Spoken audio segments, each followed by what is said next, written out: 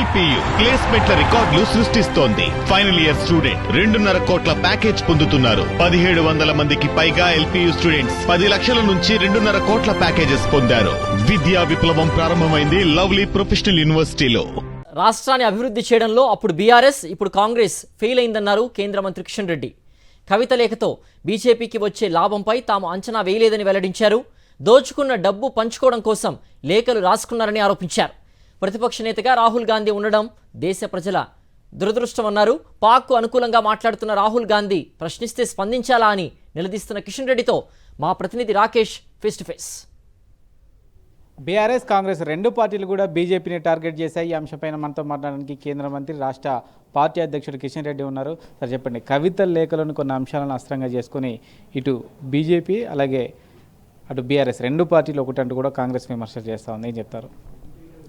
రెండు పార్టీలు కూడా ఎవరు మాట్లాడినా భారతీయ జనతా పార్టీ గురించి మాట్లాడకుండా ఉండలేకపోతూ ఉన్నారు.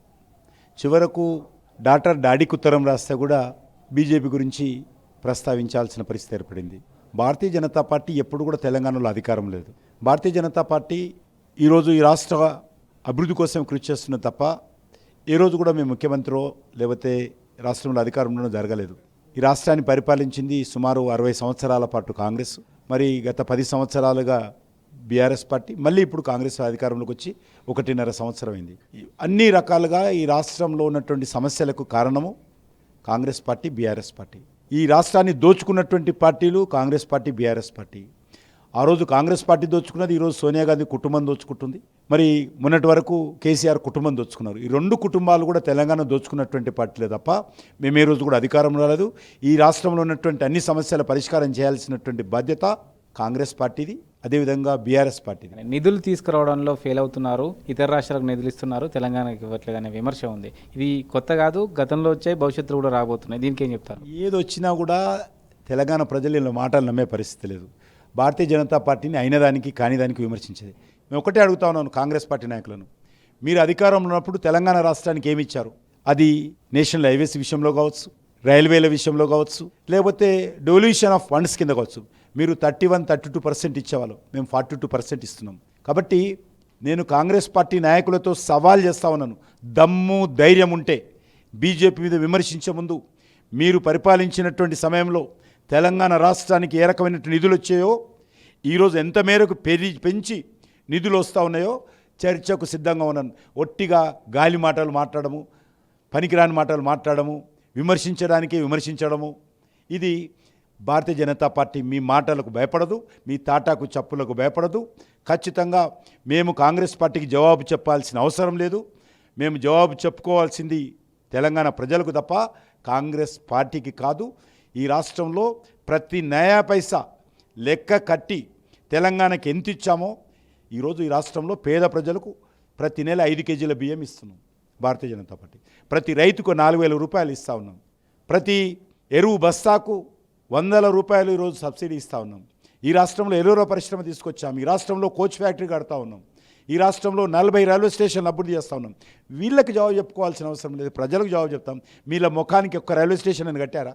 కవిత లేక బీఆర్ఎస్కు నష్టం కంటే బీజేపీకి లాభం ఎక్కువ జరుగుతుందని ఈరోజు కొంతమంది కాంగ్రెస్ నేతలు మాట్లాడారు. నిజంగా రాష్ట్ర అధ్యక్షునిగా మీకు ఆ లాభం జరగబోతుందా? కవిత లేఖ ద్వారా లాభం నష్టం గురించి అంచనా వేయం.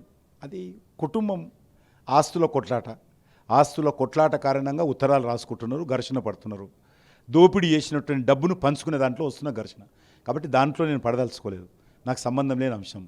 ఒకటి మాత్రం స్పష్టం చేయగలుగుతున్నాను, ఈ రాష్ట్రంలో రెండు పార్టీలు కూడా, అది కాంగ్రెస్ పార్టీ కానీ బీఆర్ఎస్ పార్టీ కానీ, బీజేపీని విమర్శించకుండా వాళ్ళ బతుకులేదు. ఎందుకంటే వాళ్ళ కాళ్ళ కింద భూమి కదిలిపోతుంది రెండు పార్టీలకు.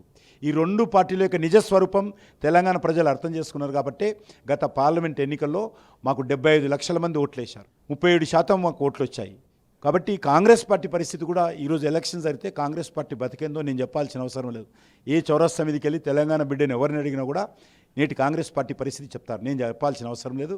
కాబట్టి ఇప్పుడున్నటువంటి పరిస్థితుల్లో భారతీయ జనతా పార్టీని విమర్శించడమే ఏకైక లక్ష్యంగా పెట్టుకొని రెండు పార్టీలు మాట్లాడుతూ ఉన్నాయి.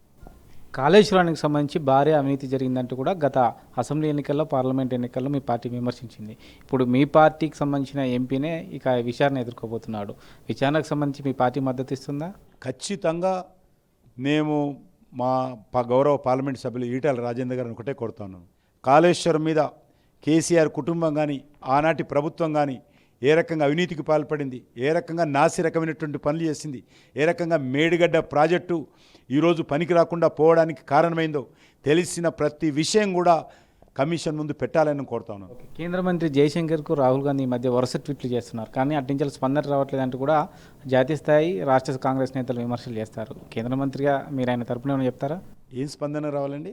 పాకిస్తాన్కి అనుకూలంగా మాట్లాడితే స్పందించాలా, మన సైనికులకు వ్యతిరేకంగా మాట్లాడితే స్పందించాలా, మన సైనికులు చేసినటువంటి విజయవంతమైన సింధూర్ ఆపరేషన్ గురించి తగ్గించి మాట్లాడితే స్పందించాలా? కాబట్టి ఈరోజు కాంగ్రెస్ పార్టీని ఒకటే కోరుతా ఉన్నాను, మీరు భారతీయ జనతా పార్టీని విమర్శించండి, నరేంద్ర మోడీ గారిని విమర్శించండి, కేంద్ర ప్రభుత్వాన్ని విమర్శించండి, కానీ సైనికులను మాత్రం విమర్శించకండి. ఒక్క విమానం కూలిపోలేదని సైనికులు చెప్తే ఎన్ని విమానాలు కాల్పినాయో లెక్క చెప్పాలని రాహుల్ గాంధీ అడిగితే ఎవరికి చెప్పుకోవాలి? ఈరోజు ఒక ప్రతిపక్ష నాయకుడిగా ఉండడము మన దేశ దురదృష్టకరం. ఇది బీజేపీ పోటీగా మారుతుందనే భయంతోనే కాంగ్రెస్ అలాగే బీఆర్ఎస్ నేతలు విమర్శలు చేస్తున్నట్టు కేంద్ర మంత్రి కిషన్ రెడ్డి చెప్తున్నారు. కెమెరా పర్సన్ సీనితో రాకేష్ రెడ్డి, సాక్షి న్యూస్, హైదరాబాద్.